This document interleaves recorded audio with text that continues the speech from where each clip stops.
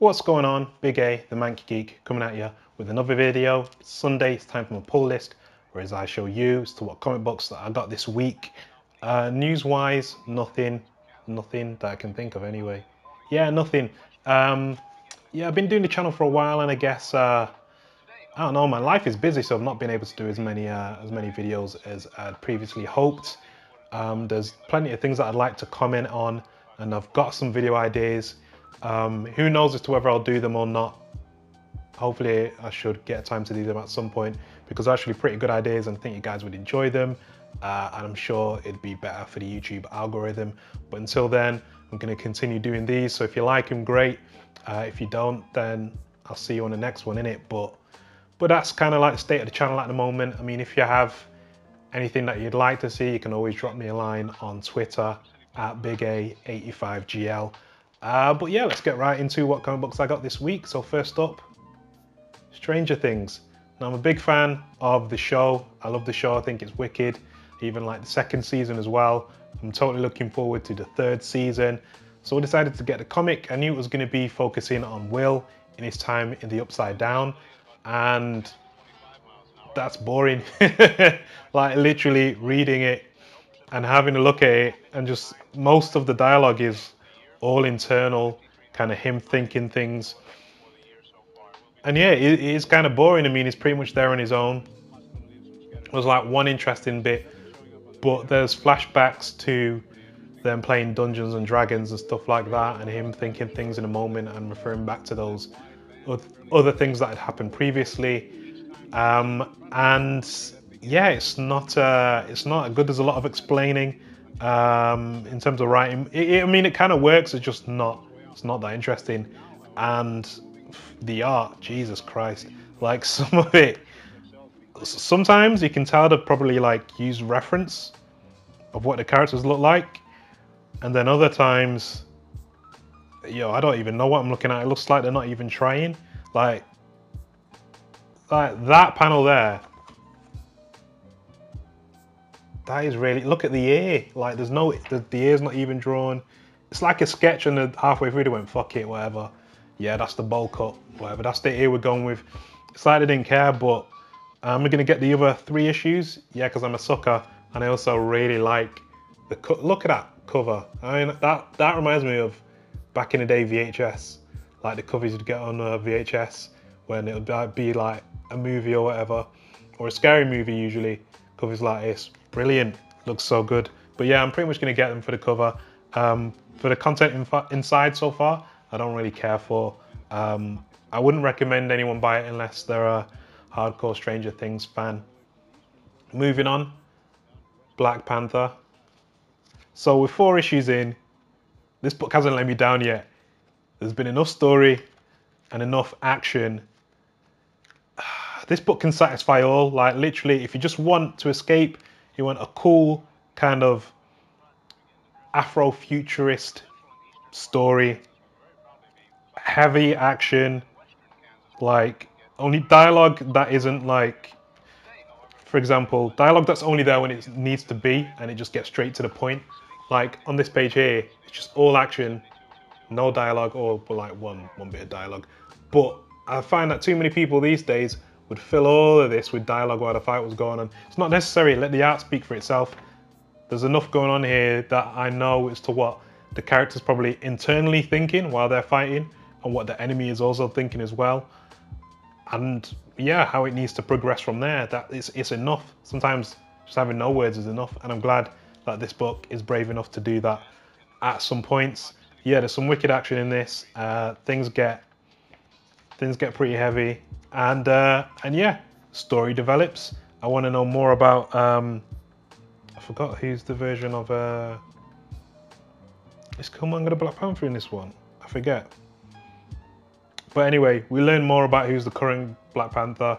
But I want to know even more. Like I can't wait to have everything revealed and out on the table and that, and have. And there's going to be a showdown between Space T'Challa and the Black Panther that is currently ruling the Empire with an iron fist. But yeah, definitely, I'd definitely recommend this book to people because it's no joke. It's really good, and it's what more of Marvel should be doing. Just doing cool books. All a comic book has to be is cool. That's I don't understand why no matter who the character is, no matter where, all it needs to be is cool. That's it.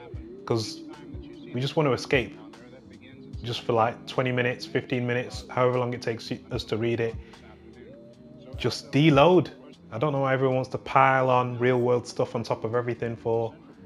Yeah, sure, have it be there at times. An issue here, an issue there perhaps. But to have it be the sole focus, I'm just like, oh, I just want to deload, man, and just forget everything and just enjoy the adventure. That's what comic books need to be, cool, man. But yeah, Infinity Warp's Iron Hammer. I think the Soldier Supreme one was better than this.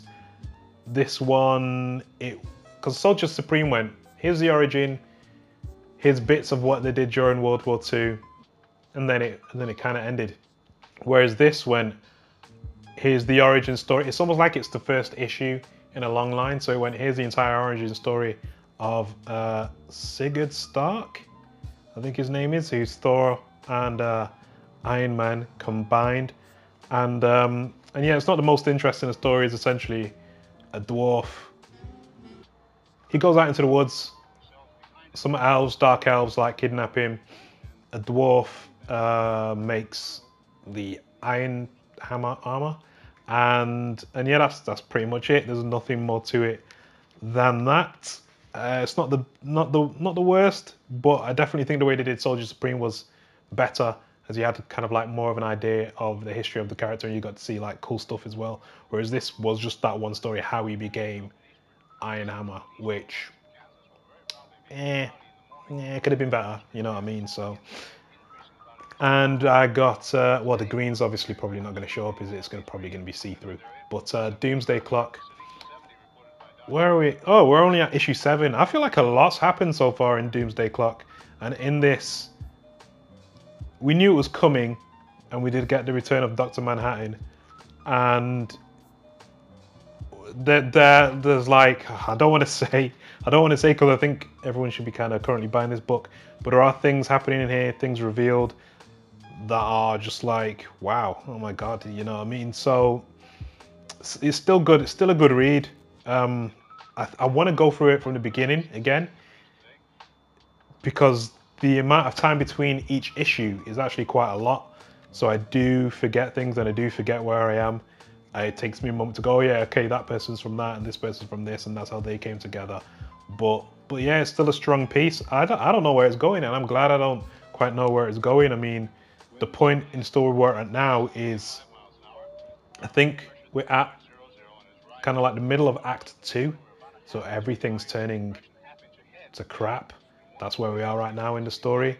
So I hope we're going to have a wicked Act 3. But yeah, I think we're in the midst of Act 2 for like maybe another issue or so.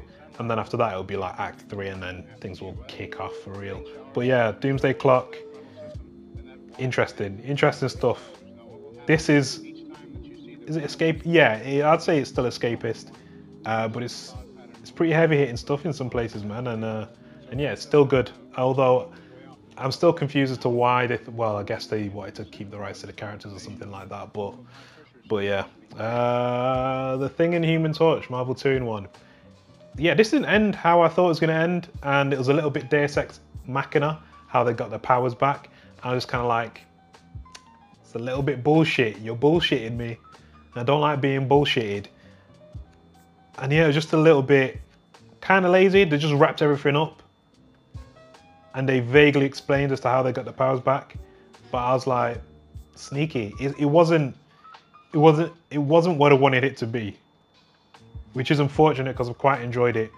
But now that this story is over, it's going to continue, but with Reed and Ben.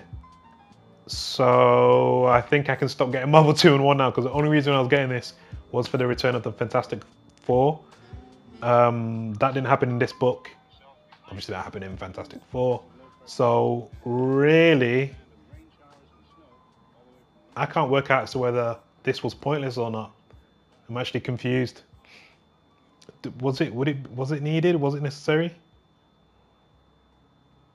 I mean, if they were going to find him at the end of this, and then obviously issue 1, but it didn't go that way. We already got issue 1 of Fantastic Four before even this came out. So I don't know if it served a purpose. I'm really confused. But like I said, I'm going to stop getting it. There's no reason for me to get it anymore. Unless issue 11 of the kind of like new run is like really good in that. But we'll see. The Terrifics. You have not read it yet, so I can't even speak about it. It's been good so far. We're on issue 8 now. I think... Oh my... What? Dude, look at that cover. Well, you're probably not going to be able to see it, but look at that. Shit. Yeah, it's good, man. It's good, it's good, it's good. I think out of the New Age of Heroes, this doesn't need to be part of that line. I think they can take out the New Age of Heroes and just have it be the Terrifics. DC's the Terrifics. And maybe it could still sell, but it doesn't. I don't feel like it needs to be part of that lineup, and it feels very different from anything else in that lineup. Everything else in that lineup tends to be new stuff that they've just kind of rolled in. But yeah, I still need to read it. I'll probably read it tomorrow. It'll probably be good, and I'll probably quite enjoy it because I've been liking the Terrifics. So yeah, just to recap: Stranger Things, Black Panther, Infinity Warp's Iron Hammer, Doomsday Clock, Thing Human Torch, well, 2-in-1, and the Terrifics. Let me know as to what comic books you got this week. Just whether you liked or disliked what I got or what you got. Like, comment, subscribe, hit the bell notification. Stick around and watch another video if you want. And as always, I will catch you on the next one.